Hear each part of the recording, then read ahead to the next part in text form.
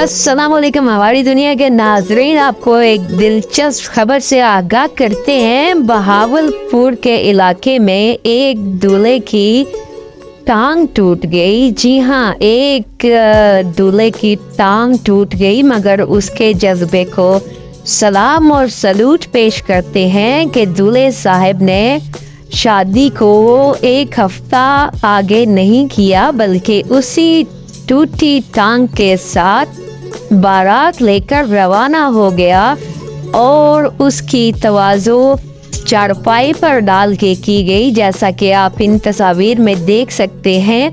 ये खबर शामिल कर रहे हैं भावलपुर के इलाके से, जहां एक दूल्हे की टांग शादी से ठीक 2 दिन पहले टूटी और दूल्हे मियाँ ने इस टांग टूटने की वजह को शादी में खलल ना पड़ने दिया, बल्कि वो ऐन मुकर्ररा तारीख पर अपनी बारात लेकर रवाना हो गए और अपनी दुल्हन को लेकर आ गए। मज़ीद ऐसे दिलचस्प और मालूमाती वीडियोस के लिए हमारी दुनिया को ज़रूर सब्सक्राइब करें।